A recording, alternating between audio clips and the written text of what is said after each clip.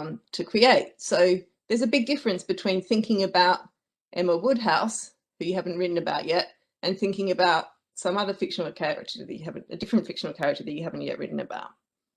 So I can't appeal to the notion of co-reference to explain what's going on in cases like this. And so this seems to provide an ideal opportunity for the anti-realist to, to assert the superiority of their view. They can just say, well, wouldn't it be better, given that I need something to explain co-identification in cases like this, wouldn't it just be better to appeal to whatever I appeal to explain what makes Austen's original thoughts about Emma Woodhouse, about whatever makes them identify Emma Woodhouse? Shouldn't I just appeal to that to explain all instances of co-identification? And so my main purpose in this talk today is to push back against this line of reasoning and explain why that doesn't work. Okay, so in very general terms, here are what I take to be the main putative advantages of being an anti-realist about fictional entities. First, doing so seems to have greater unifying potential. So it has at least the potential to provide a unified explanation of our ability to think and talk about the non-existent. So, we seem to need to have a special reason to single out fictional entities for realist treatment. So I'm hoping to provide that special reason. Second thought is that anti-realism is ontologically more parsimonious.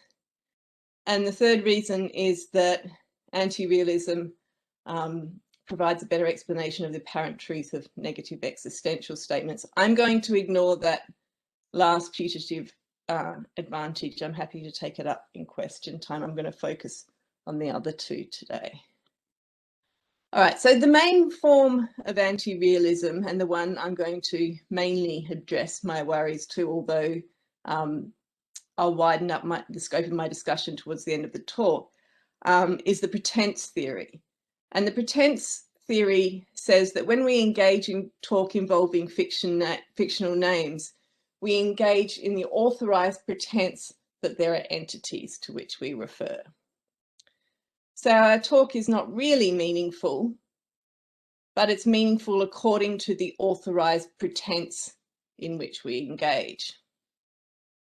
So the pretense theorist will say something different about internal and about external discourse about fiction here. Each involves a distinct form of pretense. Internal discourse involves the authorized pretense that, for example, there's a real person, Emma Woodhouse, who is handsome, clever, and rich, while external discourse about fiction involves the authorized pretense that, for example, there are such things as fictional entities, including Emma Woodhouse.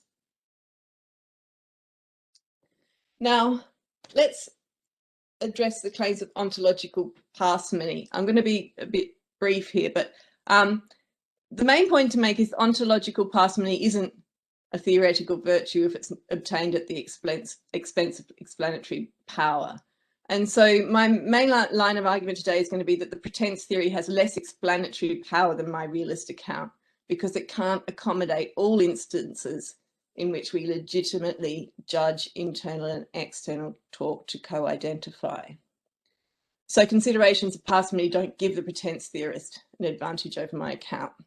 I've got a further line of argument that anti-realism isn't really more parsimonious than my realist view anyway, but I think I haven't got time to present that here.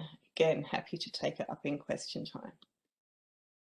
All right, so now I'm just going to run through all the anti-realist accounts, or a number of anti-realist accounts, and how they purport to explain co-identification, and argue that none of them enables an adequate explanation of the co-identification of internal and external talk about fiction.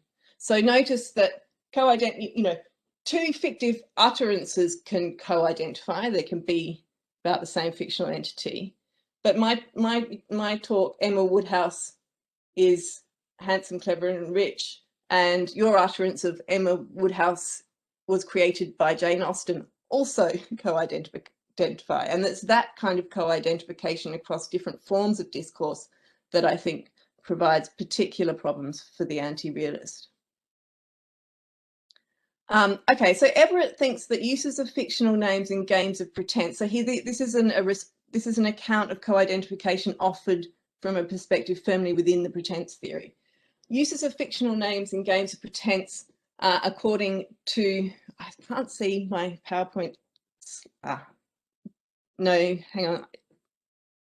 Sorry, the little thing in which I can see my own face is in the way of me seeing the thing. Okay.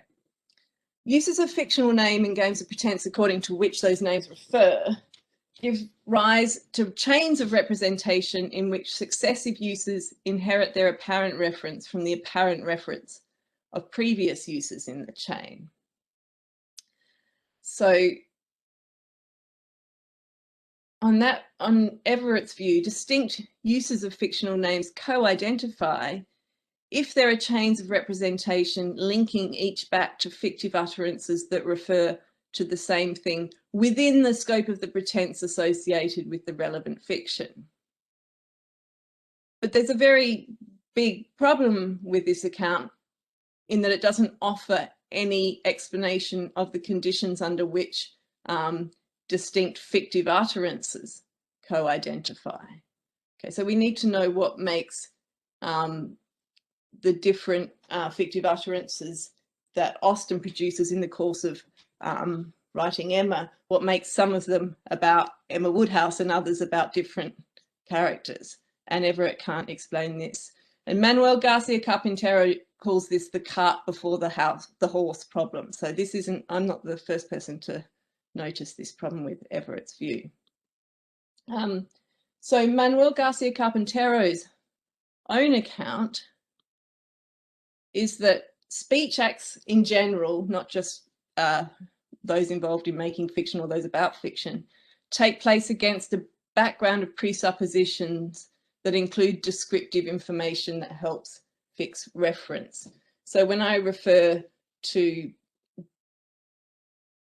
Bob, my Bob is late for his meeting, that takes place against a background presupposition, including the descriptive information that Bob is a person, say. And this helps us fix reference. And speakers, Garcia Carpintero claims, inherit these presuppositions when they intend to use names in the same way as they're used by the interlocutors on whom they rely. The difference between ordinary assertions, say, about the real world and those about fiction or made within the scope of those fictive utterances are that these presuppositions are merely intended. So, he claims, X's utterances identify the same fictional entity as Y's utterances if they identify the same entity according to their reference fixing presuppositions. So, if my talk about Emma Woodhouse being handsome, clever and rich, and your talk about Emma Woodhouse being handsome, clever and rich, identify the same entities according to the presupposition that Emma Woodhouse is a woman, then they identify the same fictional entity. So that's fine for discourse that occurs, different utterances made within a single form of discourse. But note that there's a crucial problem here, which is that the reference fixing presuppositions we make from an internal perspective, when we talk about Emma Woodhouse from a perspective internal to fiction, and the reference fixing presuppositions we make when we talk about Emma Woodhouse as a fictional entity are just fundamentally different. So Garcia Carpintero's account, in fact, has the consequences that internal utterances made in internal discourse and utterances made in external discourse can never co-identify because they involve incompatible reference fixing presuppositions. So that account isn't going to help us solve the problem at hand.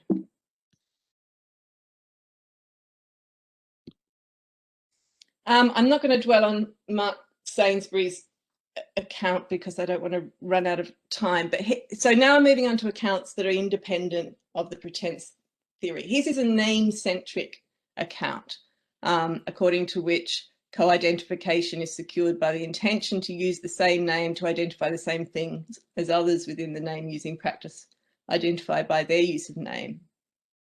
The problem with this view is that it's going to be of limited use because we can we can identify Emma Woodhouse by means other than the name Emma Woodhouse, and his account only helps when what's used is a name.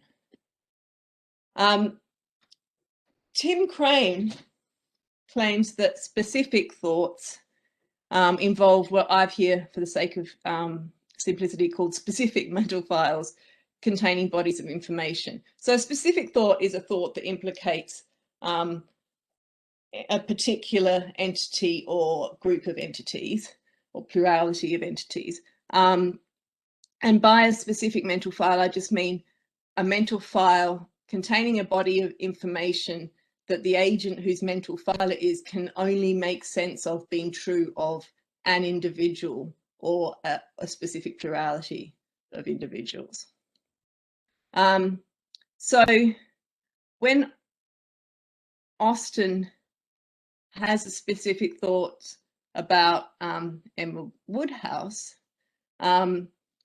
those thoughts implicate a mental file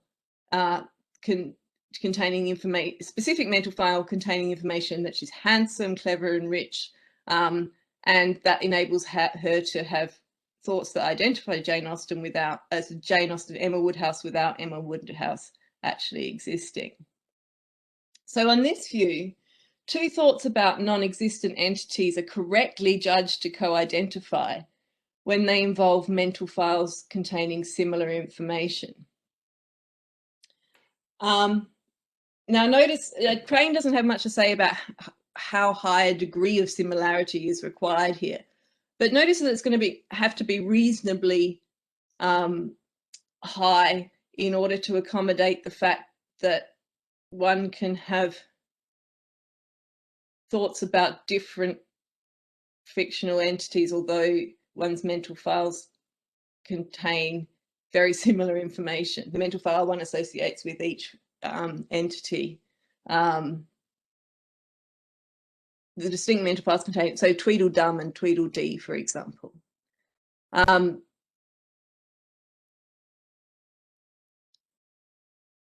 problem here, again, it's the same, stems from the very different properties we ascribe to Emma Woodhouse when we think of her from an internal perspective than we do when we think about her from an external thought perspective.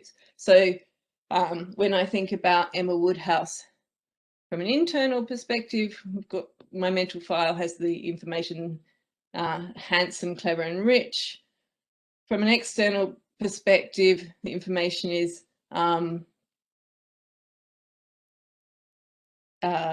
created by Jane Austen in the opening line of Emma, or an engaging character written in at such and such a period historically. And it seems perfectly possible for one to have a mental file that just has external information about Emma Woodhouse and doesn't have any of the internal information. So at best, Crane's account explains the apparent co-identification of thoughts that are from the same perspective. Okay, so Stacey Friend also has an account of co-identification that doesn't rely on the pretense theory, and she, like Crane, thinks that there are specific mental files associated with fictional names.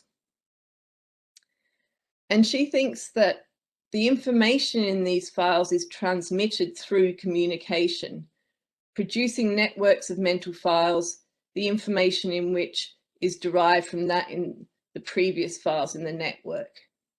So when I read Emma,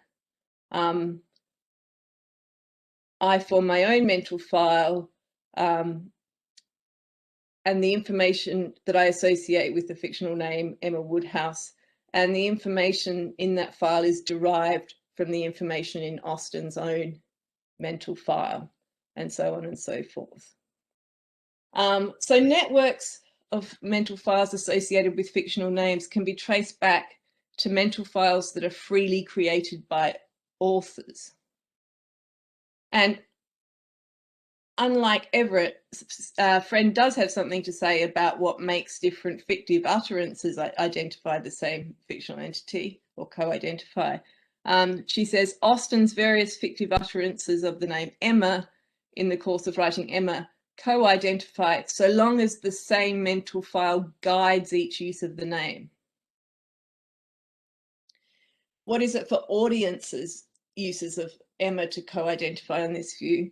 Well, they co-identify if the information in the mental files they associate with the name Emma is dominantly derived from the same mental file as Austen's, of Austen's rather.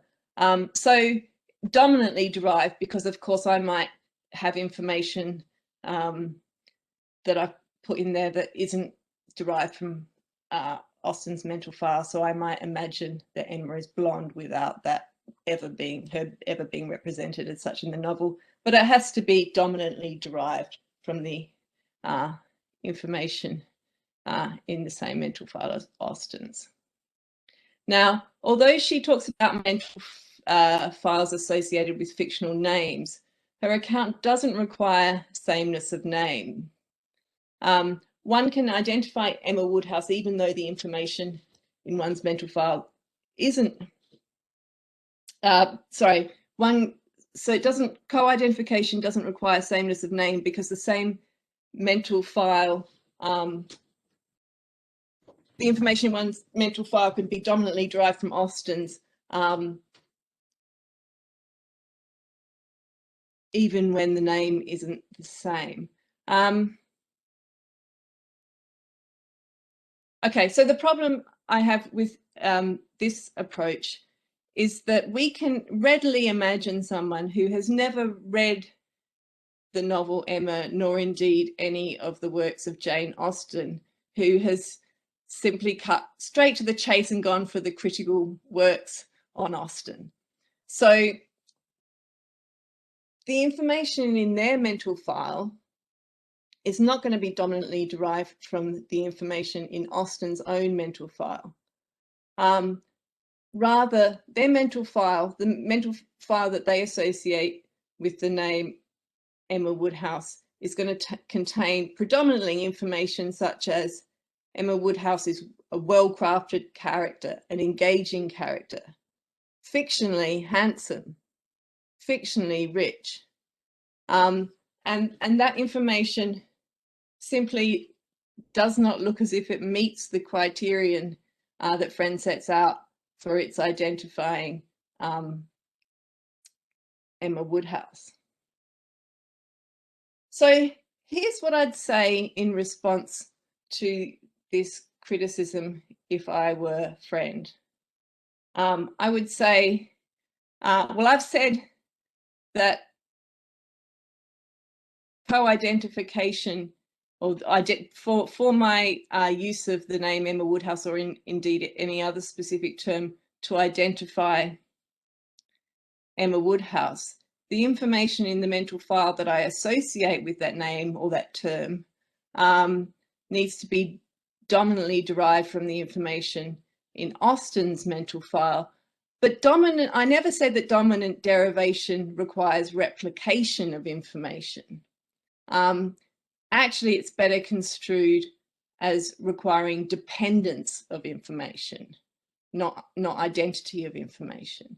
And information can be dominantly, the information in my mental file can be dominantly derived from the information in Austen's mental file, even if it isn't identical to it.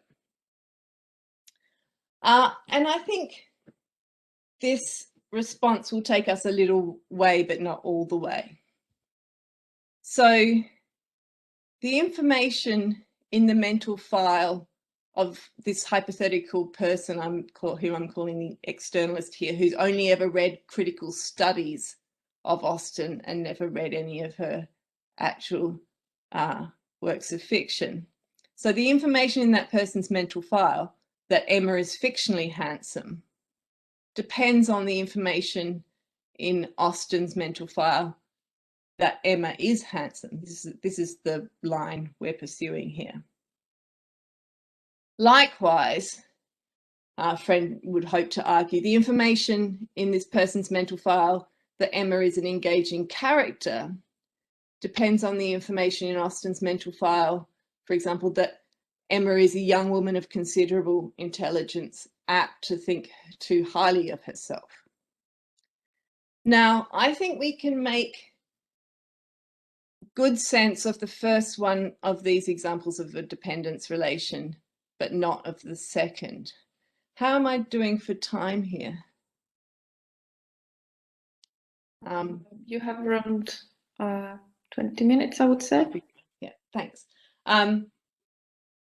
So in the case of, take the case of the information that Emma is fictionally handsome, depending on the information in Austen's mental file that Emma is handsome. I think it's perfectly coherent and acceptable to say that that the information in the externalist mental file that Emma is fictionally handsome depends on the information in Austen's mental file that Emma is handsome, because there are, if you like, necessary rational relations between properties such as these. So if one ascribes to Emma from the internal perspective the property of being handsome, then necessarily it's rational to ascribe to Emma from an external perspective the property of being fictionally handsome. It would be crazy to do otherwise. So I think because we can specify these sort of, makes independent sense of these rational relations between the information ascribed from the internal perspective and the information ascribed from the external perspective, I think there's nothing wrong with saying that the information that Emma's fictionally handsome depends on the information that Emma's handsome.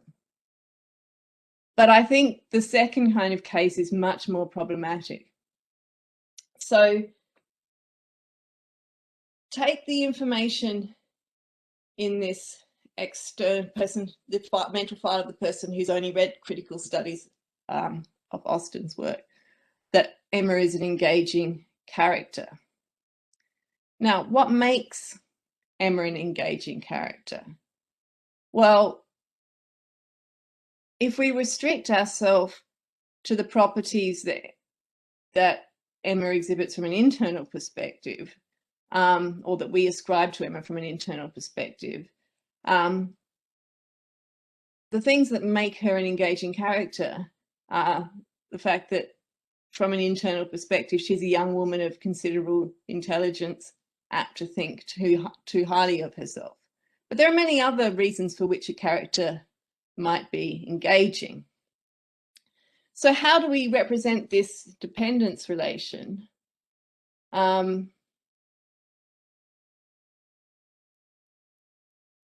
Well, I've said most of that, but the one thing I should say is that I don't think Emma's being an engaging character does only depend on the information that's in Austen's mental file. I think it also depends on Austen's manner of representation, and this is going to create an additional problem for this kind of account of co-identification, but I'm just going to ignore that complication for present purposes. So let's look at how we might represent this second form of dependence. We can make sense of the dependence relation as follows. Premise one, it's fictional in Emma that Emma Woodhouse possesses the properties of being a young woman of considerable intelligence and being apt to think too highly of herself. Premise two, To be an engaging character is fictionally to possess properties that audiences find interesting. Premise 3, audiences find the properties of being a young woman of considerable intelligence and being apt to think too highly of herself or oneself interesting. Therefore, Emma Woodhouse is an engaging character.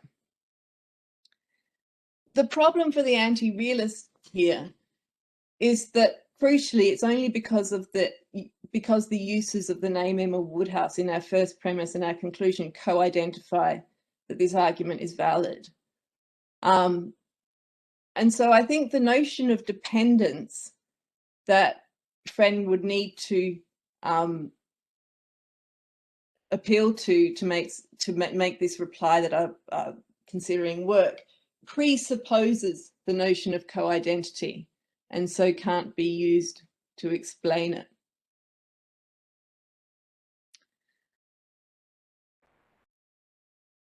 Okay, so although I think all of these accounts that anti-realists have offered of co-identification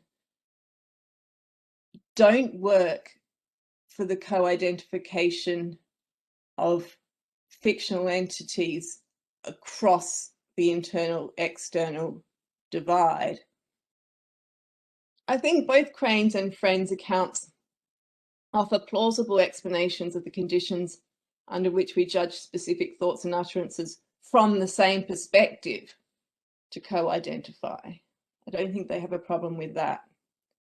So they enable us to explain why we legitimately judge Austen's initial thoughts about a specific woman who's handsome, clever, and rich, and her fictive utterance of the opening line of Emma to co-identify.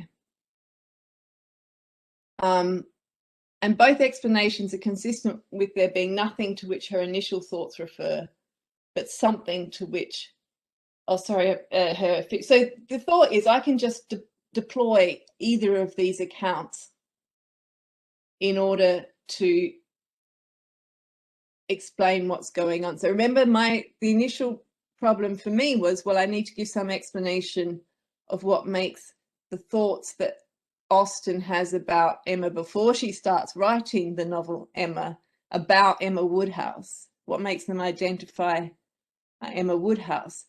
And the thought is I could just appeal to either of these accounts to explain that.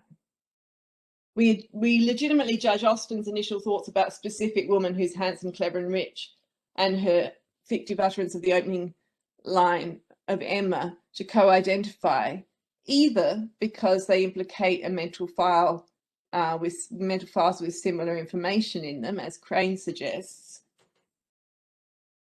or because the mental file that guides Austen's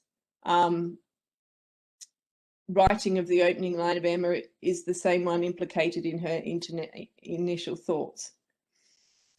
So both these explanations are consistent with there being nothing to which her initial thoughts refer, but something to which her fictive utterances refer.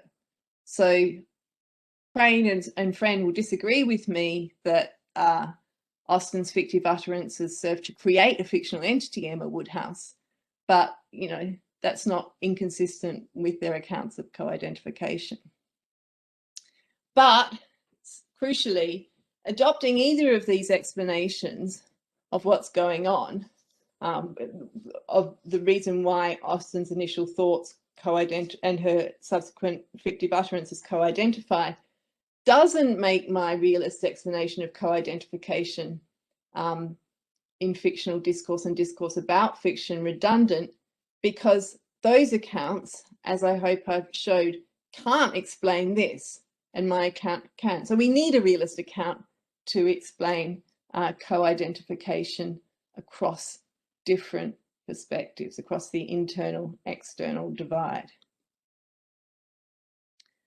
So I think that fictional entities are a special case, and that it's misguided to think that an account of the identification of fictional entities,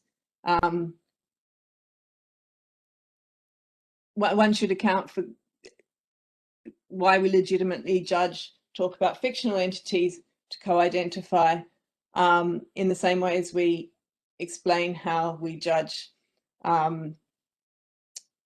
talk involving empty names to co-identify. So the reason I think fictional entities are a special case and that we should be realists about fictional entities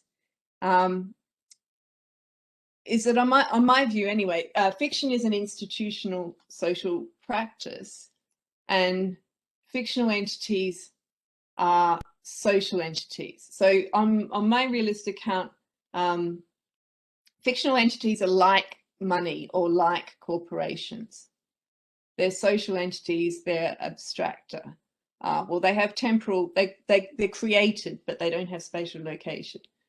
Now, the reason why the rules of the institution of fiction are such as to enable the creation of fictional entities is that creating such entities enables the institution to serve its, this is rough, but serve its purpose of facilitating the communication of imaginings.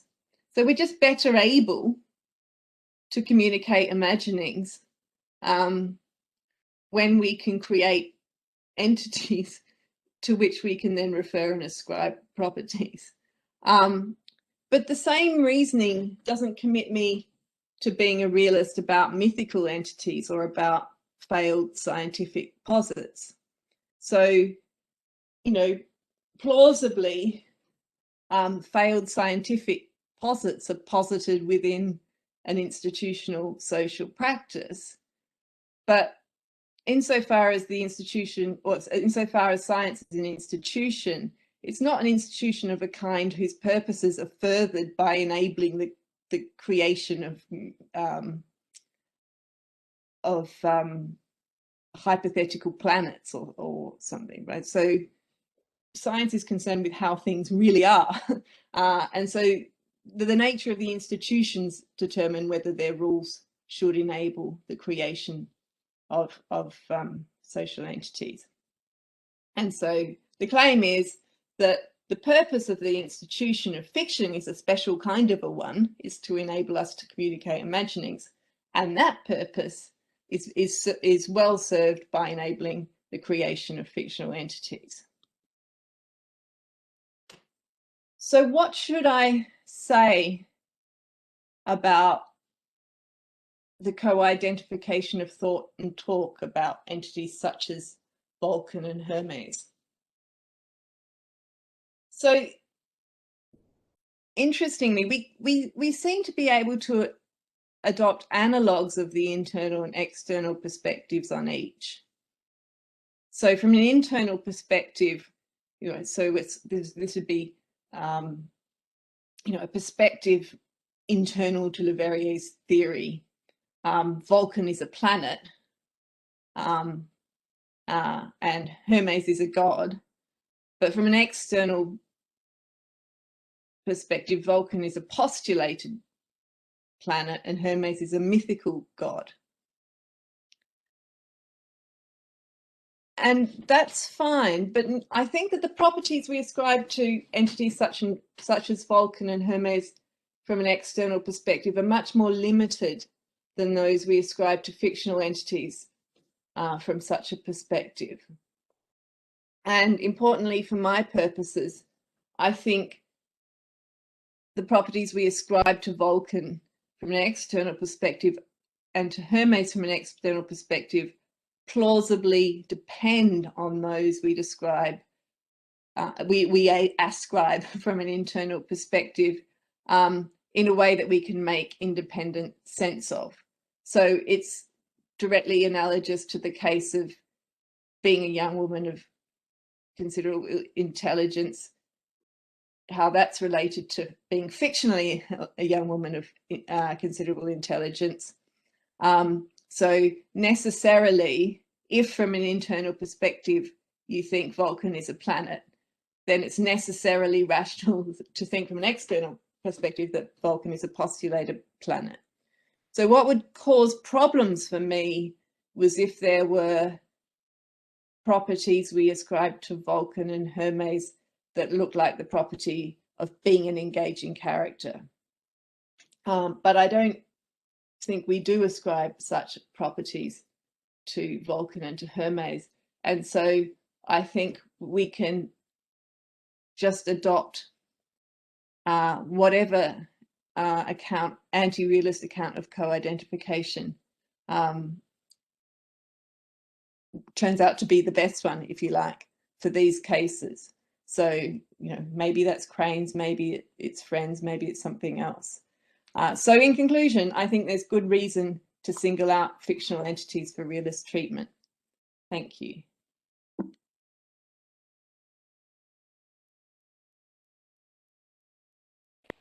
Thanks.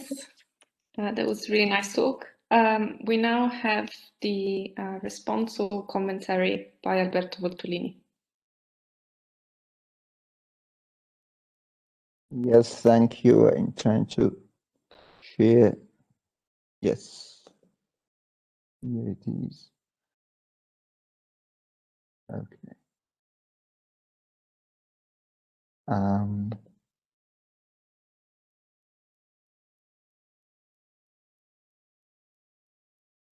Very good. Okay, let me just sum up Catherine's main claims. My comments are modeled on the chapter of a book in which she discusses exactly the same topic. And of course, the chapter is richer than her presentation. So maybe some of the things that I will just show have not been presented by Catherine. But so one needs to be ontologically committed to ficta, to fictional entities, in order to explain one can co-identify the very same item, both from an internal and an external perspective, and a fortiori also from a mixed perspective, say a discourse in which you say something both from an internal perspective and from an external one. And second, often the external perspective counts in order to find a sort of equilibrium solution for coordinating people's imaginings, so as to contribute to determine what she calls a regulative rule as regards what must be imagined. And shown in the last part of the presentation, no such need is required for co-identified mythological entities and false scientific posits.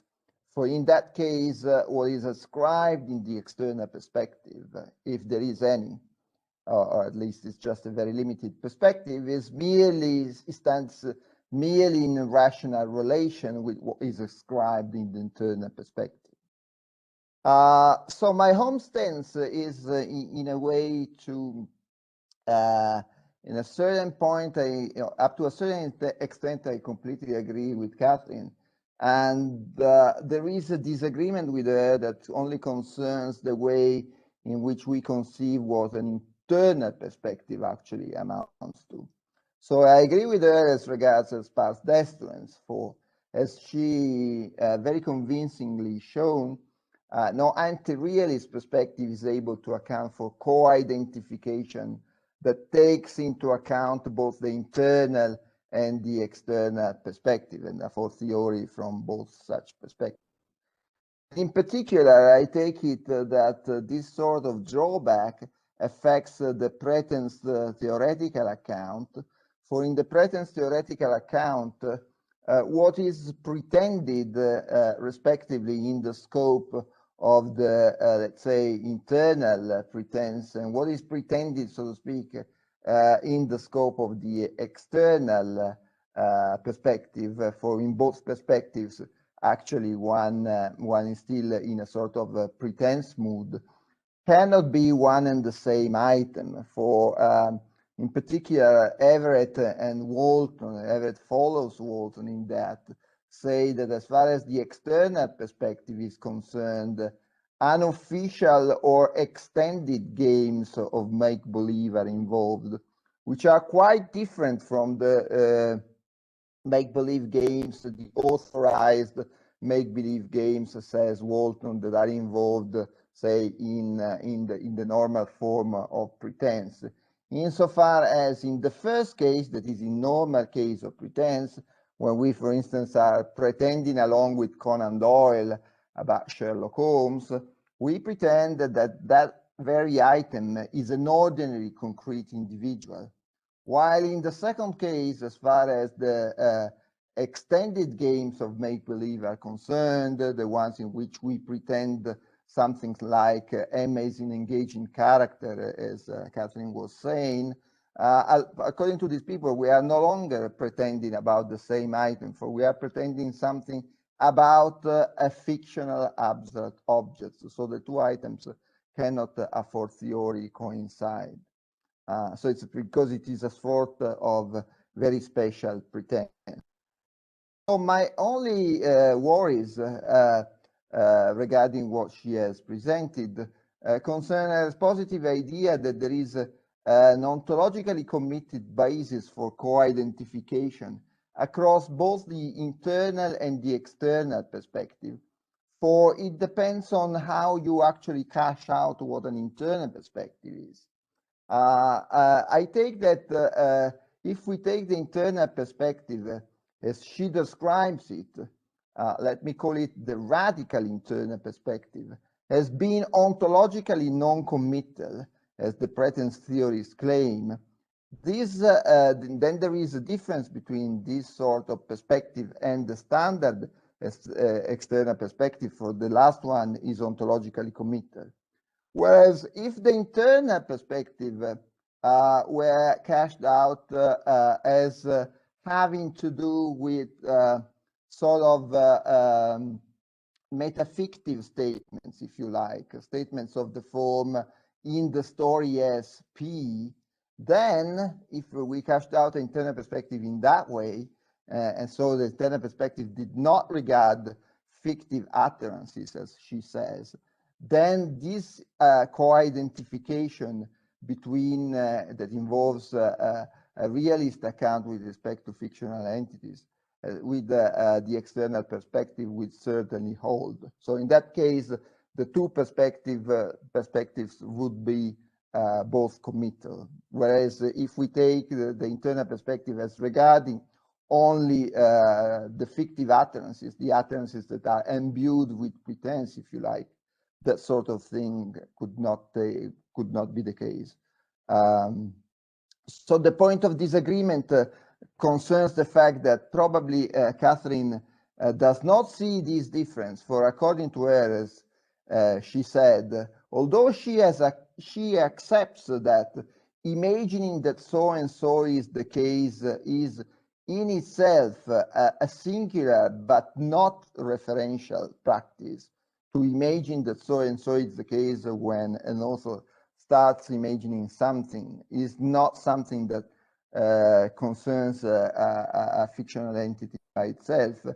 But then she also says that along with the most creationists, she claims that engaging oneself in such a practice entails that one is ontologically committed to the corresponding fictional entity, and that therefore a fictive utterance, unlike what people in the pretense account say, is about that fictional entity as well. So in point of fact, even the fictive utterance becomes committal from this point of view. And this is the claim, the first claim with which I disagree. For she believes that it is just the fact that you imagined and so is the case that automatically, so to speak, entails that in point of fact you are creating a fictional entity in virtue of this form of imagination, I would say. And so here there are some quotations from of course the chapters of the book, in particular the sentences that I have underlined in red. If the grounding conditions for facts about the existence of fictional entities are met and the anchors that establish those grounds are in place, this requires also to utter specific representation that fails to speak or refer to anything. So in itself, the first utterances, the fictive utterances, seems to be non-referential by themselves. But if those requirements are met, the existence of fictional entities, as she says, follows automatically. And this, to me, brings to the second point of disagreement that, sorry, I have to move gosh, I cannot read my slide. Okay, oops.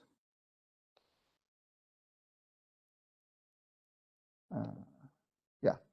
Even if participants in fiction institutions have a common interest in communicating imaginings and actually or potential common beliefs about one another, I take it, unlike Catherine, that this is not sufficient in itself in order for a fictional entity to come into being.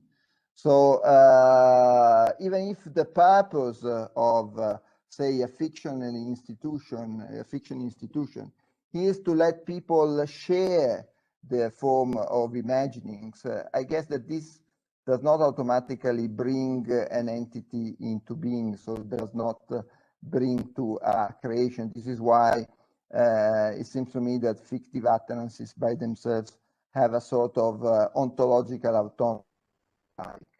So, and for one might say, well, look, but if we go back exactly to the case that she's pointing to, the alternative case she's pointing out, that is the case of a practice in a scientific institution involving a false scientific posit.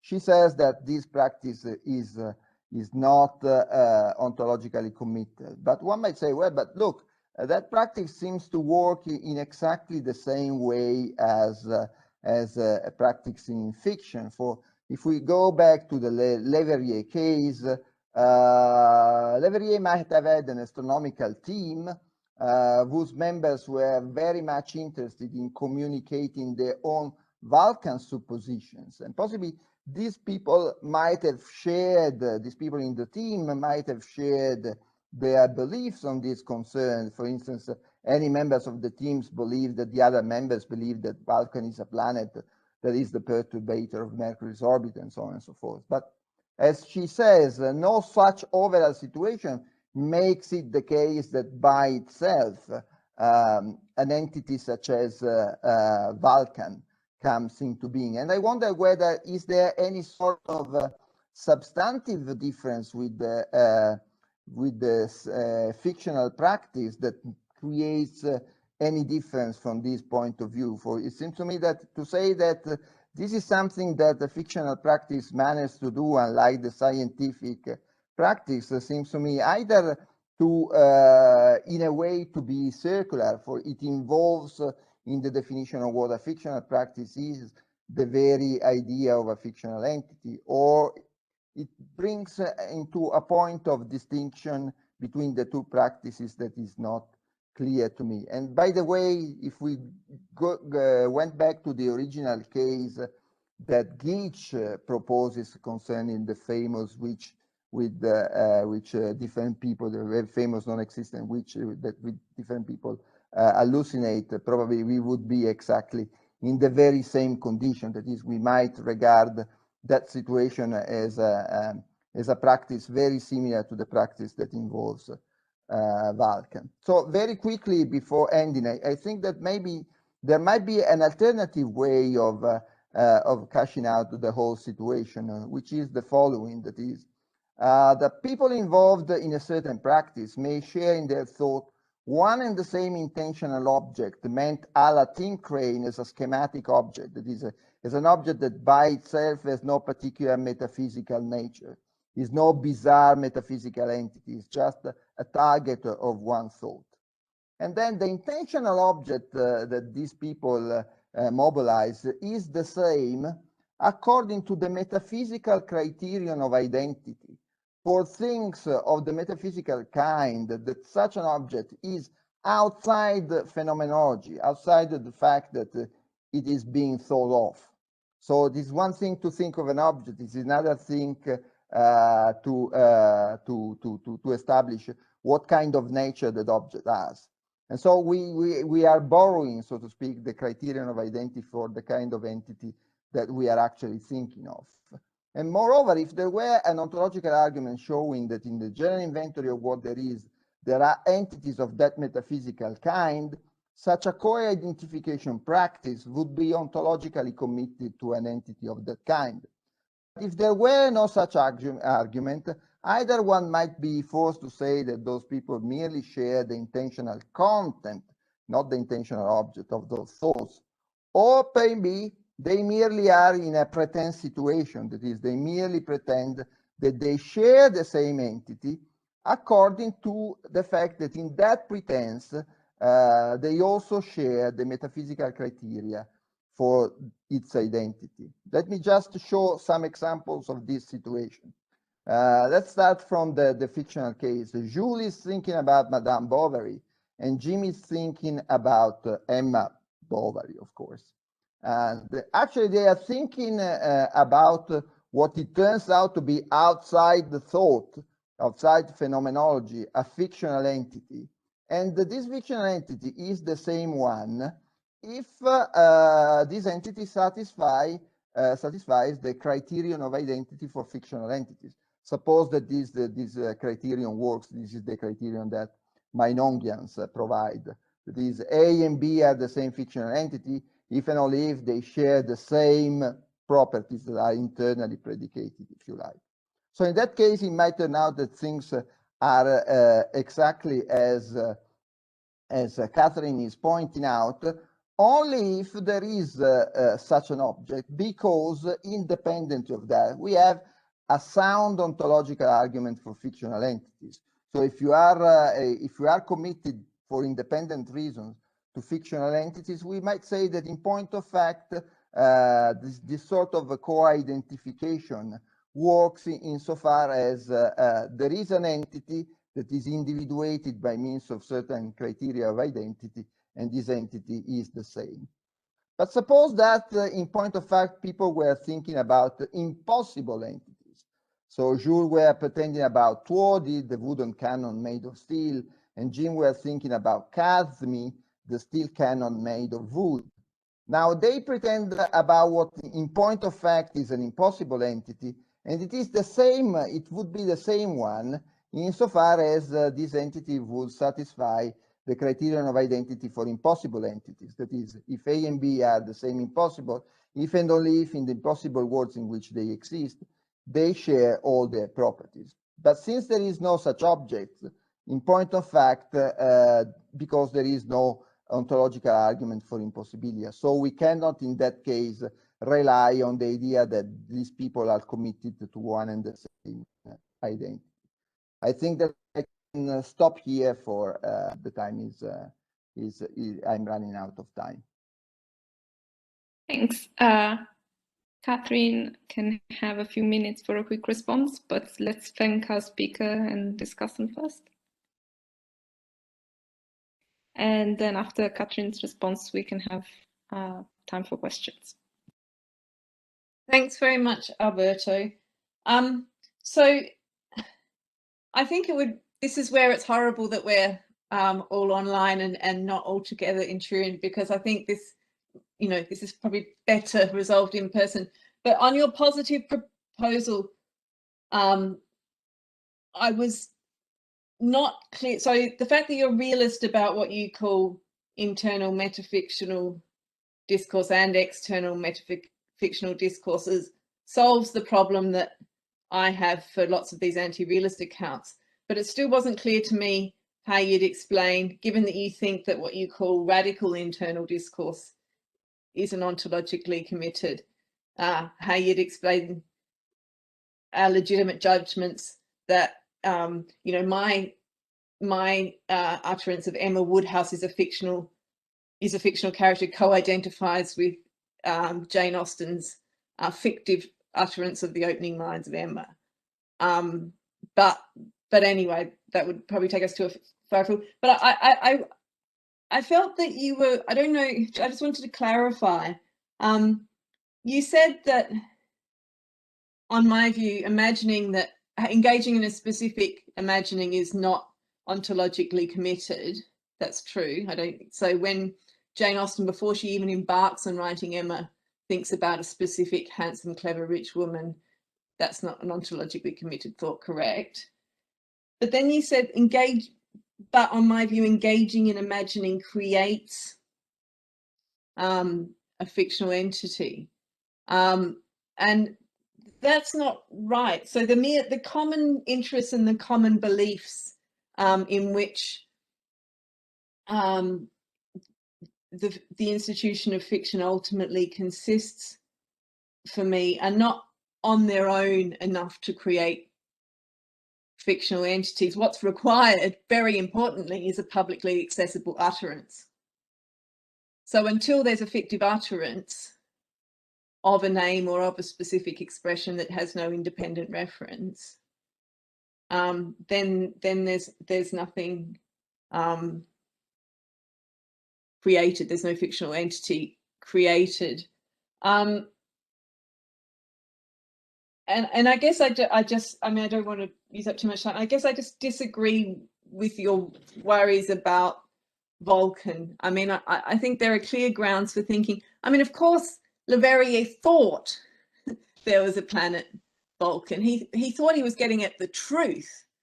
And the fact that science is concerned with getting at the truth is why the overarching general institutional structure of science, if there is one, wouldn't involve common interests and common beliefs that support rules for creating scientific, entities when one develops a scientific theory, because one wants them only to exist if they're really there. That was the thought.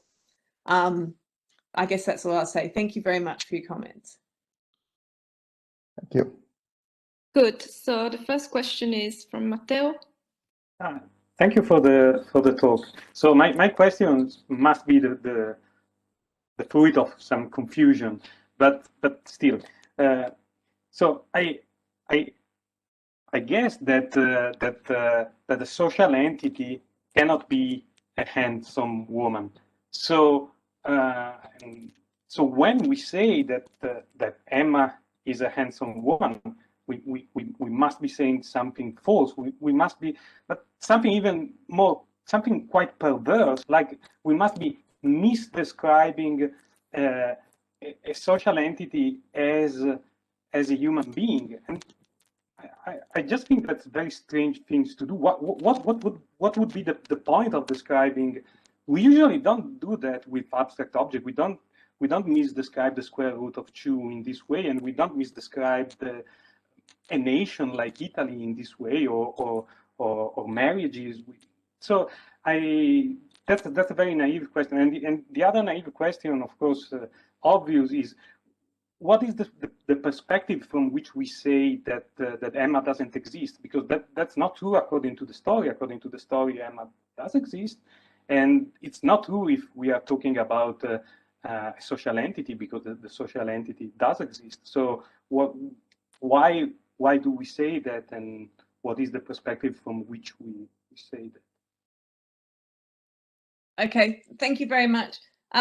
So yes, so when we talk about Emma Woodhouse from an internal perspective, the idea is that we refer De Re to the fictional entity and then ascribe properties such that it's fictional that that entity possesses. So the only properties that the social entity possesses are the properties that we correctly ascribe to fictional entities from an external perspective. So yes, you're right that it's fictional. Sorry, that it's simply false that Emma Woodhouse is a woman, but it's not false that she's a fiction. That Emma Woodhouse is a fictional character created by Jane Austen, etc., etc. So, given the existence of these two perspectives, from each of which we ascribe radically different properties,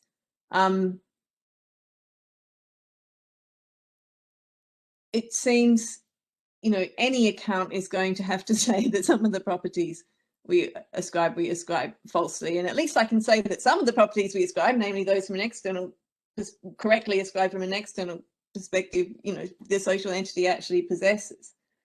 As to what we should say about Emma doesn't exist, so what I'll say is something along the lines of, strictly speaking, Emma doesn't exist is false. Uttered from an external perspective, it sometimes seems true. It sometimes pragmatically conveys the truth that Emma Woodhouse is not an actual woman.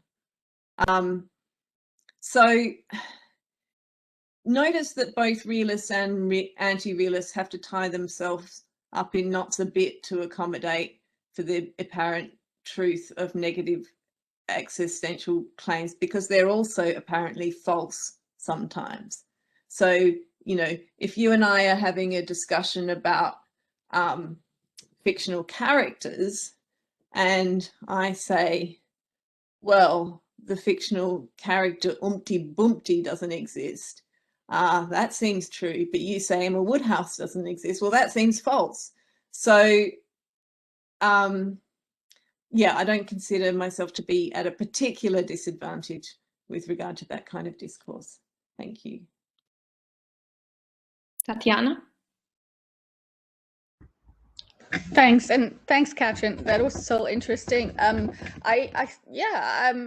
mean, I think I'm kind of on board with most of them, even though, as a side note, so I defend an anti-realist view that allows for co-reference, but that's because I have a very different meta-ontological view. So just one clarificatory question is kind of similar to what Matteo asked, I think. So at some point you presented an argument and it had a particular structure. So it has like 2 premises and 1 conclusion. I am just wondering whether you use this as a general way to get from the properties that a fictional character has according to the fiction to the properties that a fictional character has in reality. And I guess like the reason I'm asking, or it would be interesting to hear if you have a different view on claims such as, say someone says Emma was played by Gwyneth Paltrow in the movie. And someone might know absolutely nothing about Emma, not who wrote her, well, created her, the character, not any details, not absolutely nothing of what's going on in the fiction or any kind of critical comments about them. They just, you know, really into what famous people do. So that's the only piece of information they really have. Is there like a particular view you take about this, or is it simply to say, well, that's an external property and the sentence is just straightforwardly true? Or is there an interesting way you use that form of argument you presented to us? Okay, thank you very much. I'd be interested, I hope you have an opportunity sometime to, yeah, for you to explain your view to me.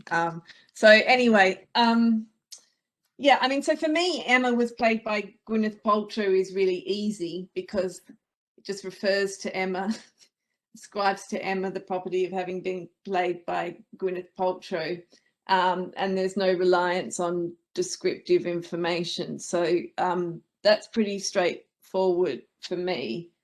The reason, yeah, so I do use that argument to get from the properties that fictional entities possess according to the fiction and the properties that I think they have in reality. But that, you know, that the part that argument was playing in the dialectic was trying to give the anti-realist a way of climbing out of a hole. So so the problem specifically for Friend's view, you know, where what fictional entity one identifies with an utterance depends on where the information in the mental file one associates with the use of the name in that utterance comes from, is that the information can't all come from Austen's mental file, because Austen has just the information like handsome, clever, and rich. Whereas if I'm someone who's only read critical studies, all I've got is an engaging character created by Jane Austen, etc. And we need to find a way in which that latter information depends on the former. And the reason I just spelled it out in that argument was that that makes sense of the dependence relation, but it only does so by presupposing the co-identification of the different premises, which is what dependence is supposed to explain. So I was just trying to use that to show that an advocate of Friend's account of co-identification can't make sense of information like Emma Woodhouse is an engaging character, depending on information in Austen's mental file. So that was the role it was supposed to play in the dialectic. Yeah, I was just wondering whether there's some way in which we can actually do without any distinction of the kind of properties there are, because, you know, whether you think it's different kinds of predication or different kinds of ways they have their properties. I mean, it would be nice if we could do without it. I think it's one of the less elegant points, but yeah. Yeah. Okay, thanks. And next question from Elisa. Right, thank you. Thank you for your presentation. I have a clarification questions. My first question concerns the co-identification of fictional object within the internal and external perspectives. And I was wondering whether you would accept that fictional objects have only relational properties and not intrinsic properties, namely, they seems to have only properties related to the internal perspective and properties related to the external perspectives in order to avoid contradiction, of course. And this is the first question. And my second question is concerning engagement. Is engagement something which concerns the internal perspective or the external perspectives, according to your point of view? Thanks very much. On the first issue of whether fictional entities have only relational properties,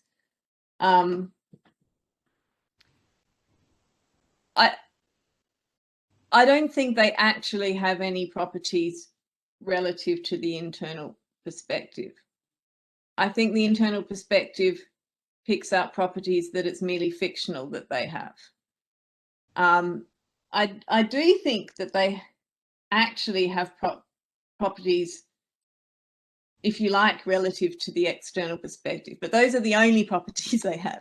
So in some sense, we don't need to go relativist about it. They just flat out have those properties.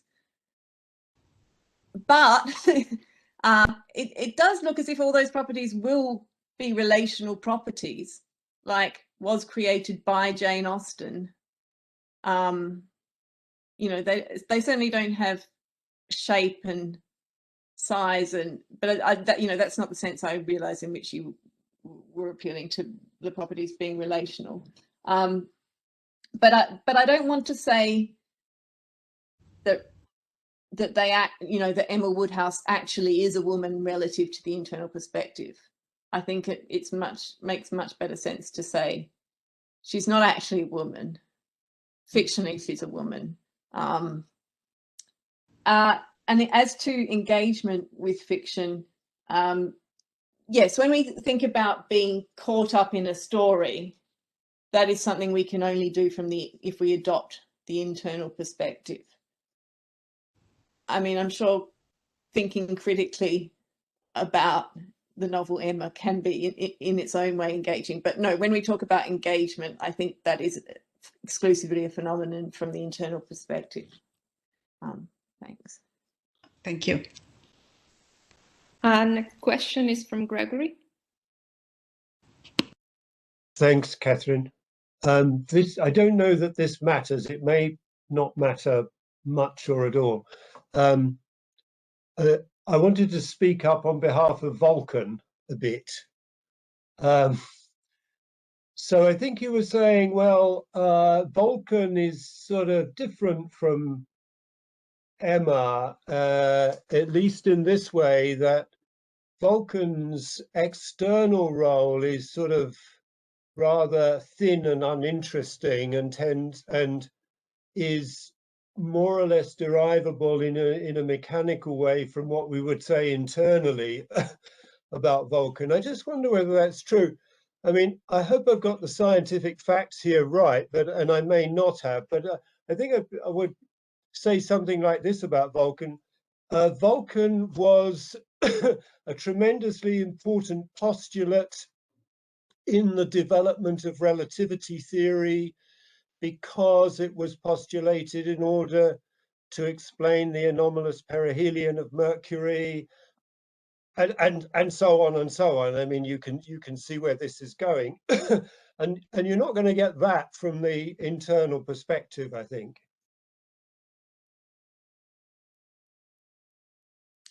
Thanks. I have gone back and yeah, I remember when I was writing this chapter, I got a bit twisted up on this issue.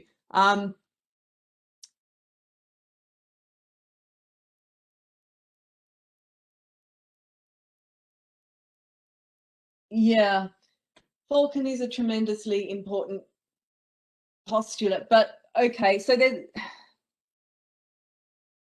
yes, it's true that we talk about Vulcan as a postulated planet, and as a postulated planet, Vulcan played all sorts of interesting roles that are very interesting from the perspective of the history of science. I guess the difference is when we say things like Emma Woodhouse is an engaging character. What makes her engaging, what makes Emma an engaging character, is something about the properties we ascribe to Emma from an internal perspective.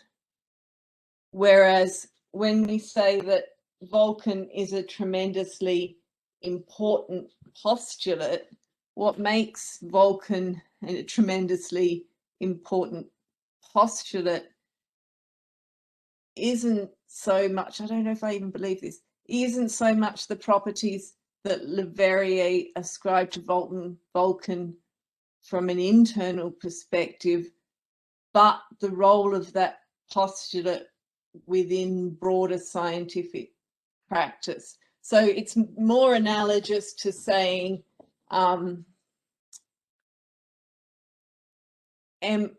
was the first really, I don't know, but you know, comparing her to previous fictional entities in other novels.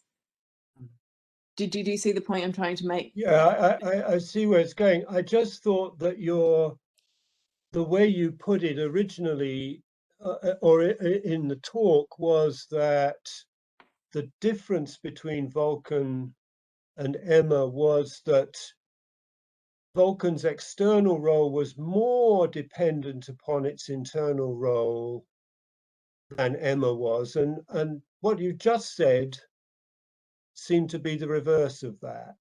Okay, so yeah, the claim wasn't that it's more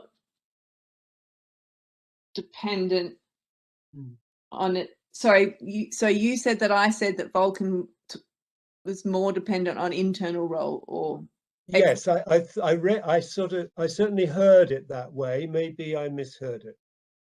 I guess what needs to be true for my argument to work is that insofar as what we say about Vulcan does depend on what Leverrier, the properties Leverrier ascribed to Vulcan as a planet, it needs to depend on it in that systematic, straightforwardly, rationally related way that I think is unproblematic for the anti-realist.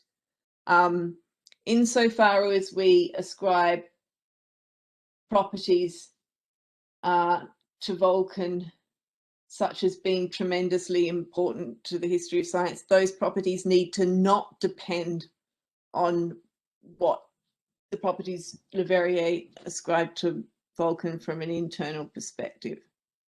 And they don't, I think. Yeah, so which is what I want to be the case. Yeah. Okay. Next question from Stefano.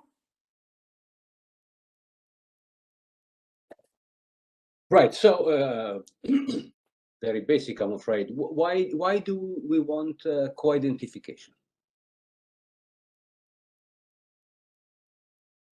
Because there's a clear difference between saying that Emma Woodhouse is handsome, clever, and rich, and saying that Sherlock Holmes is handsome, clever, and rich. And we need to explain the difference, and we also need to explain what the fact that we apparently say the same thing. When I say Emma Woodhouse is handsome and clever and rich, and you say the fictional entity, the protagonist of Jane Austen's novel Emma is handsome, clever, and rich. Right. So you can even run it with the same name, right? Emma is clever and rich. Emma is very influential, delightful, and so on. But I mean, the book is on the shelf. The book is engaging. Therefore, something on the shelf is engaging. Surely doesn't show that the physical object is the same as an abstract body of information, right? There's something fishy going on in co-predication. We know that. The lunch that lasted an hour was delicious. Yeah, but it's not one and the same thing, which is an object and an event, right? So co-predication is very tricky. It doesn't show the same thing, is there? Right. I'm sure that's right. But the anti-realist still needs to have something to say about it. Oh yeah. Now I'm thinking at a twofold realist, right? There's the fictional woman and a completely different thing, which is the literary character. Right. Okay. So that is not my view. No, right. I'm saying, why not? What is the argument for co-identification? So are you asking me why do I think that there's just one fictional entity that we talk about from two different perspectives? Yeah. Other than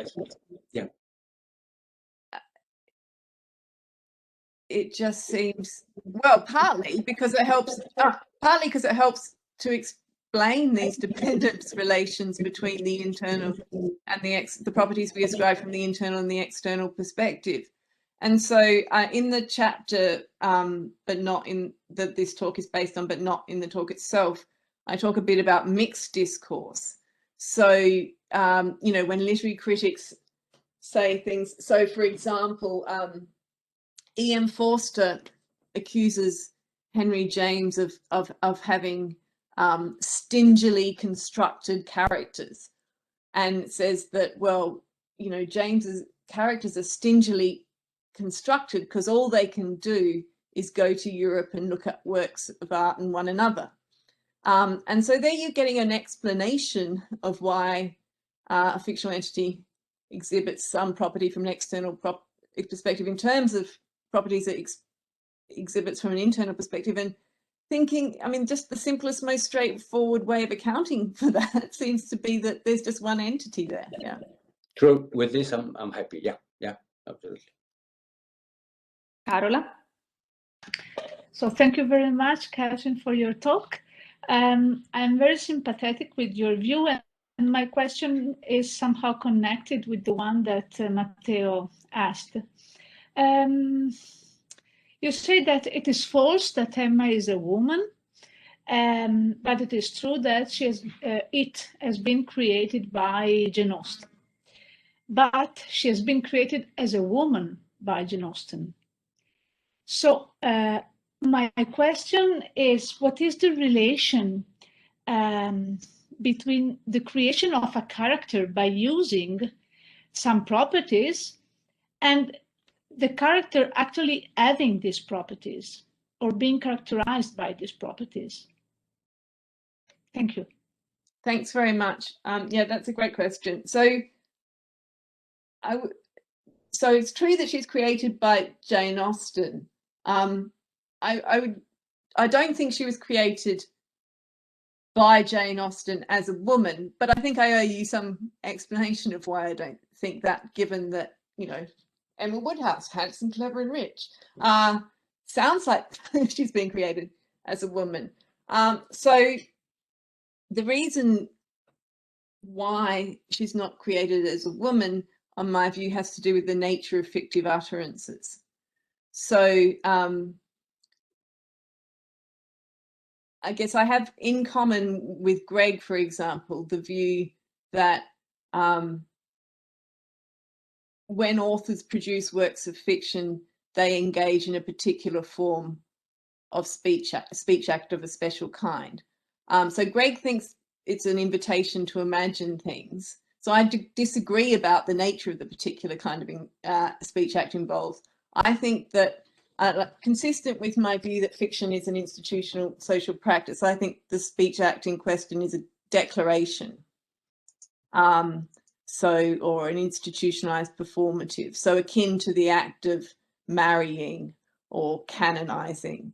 And so, generally speaking, declarations give their objects special institutional status simply by their successful performance. So if a priest or a celebrant marries a couple, he or she makes it the case that they're married.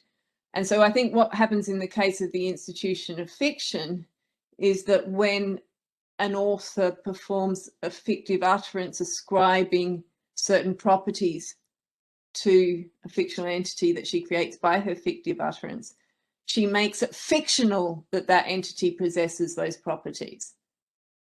That's the special institutional status that the Declaration gives. So in my view, Jane Austen creates Emma Woodhouse by writing the opening line of Emma, but that fictive utterance of hers consists in a declaration which makes it fictional that Emma Woodhouse is handsome, clever, and rich. That's why I don't think she creates her as a woman, but as a fictional woman. Since we started a few minutes late, we have time for one last question, which is from Murray. Okay, can you hear me okay? Yeah, you can hear me? Yeah. Yeah, okay, cool. Catherine and Alberto, thank you for your great talks. So I have a question, but I've also been sort of provoked as I've been hearing the other questions and the debate alongside them to sort of offer a thought, and the thought might be more interesting than the question is. So the thought is simply this, and I think this goes back mostly to Elisa's question.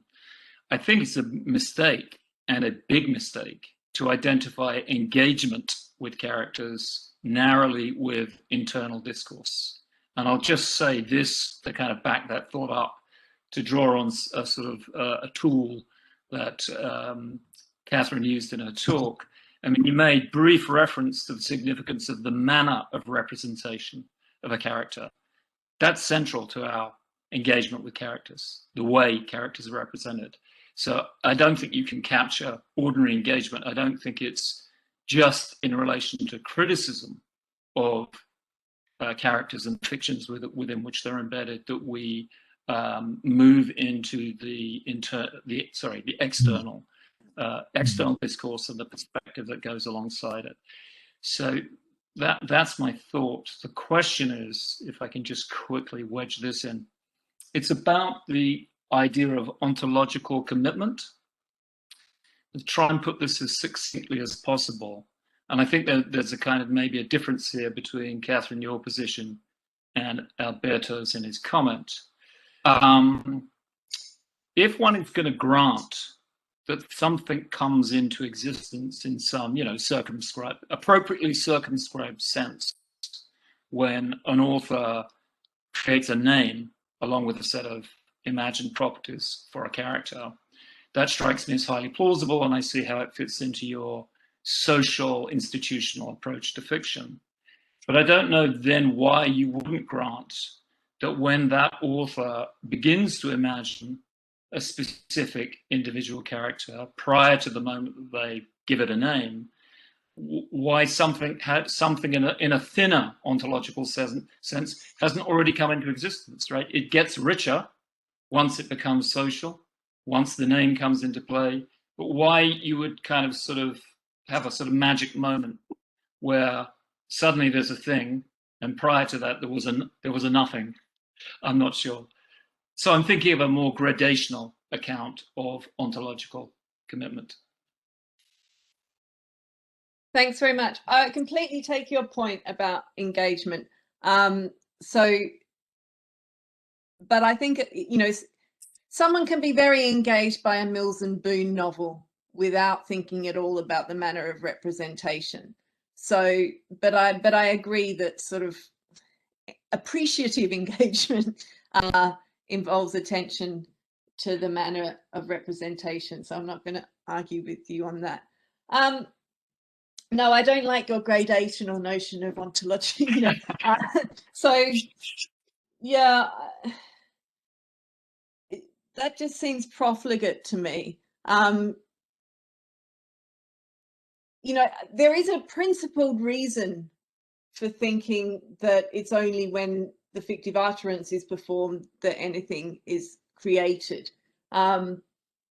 which is precisely that the rules of the institutional practice pick the performance of an utterance and stipulate that the performance of an utterance is necessary for the creation of a fictional entity, just like the rules of the institution of marriage, you know, stipulate that a certain form of words needs to be uttered in front of two people who are of a certain age and meet certain other criteria. So it's not, just as it's not the case that, you know, if you're already married, but, you know, you and I stand in front of a celebrant who performs the marriage ceremony, we're a little bit married.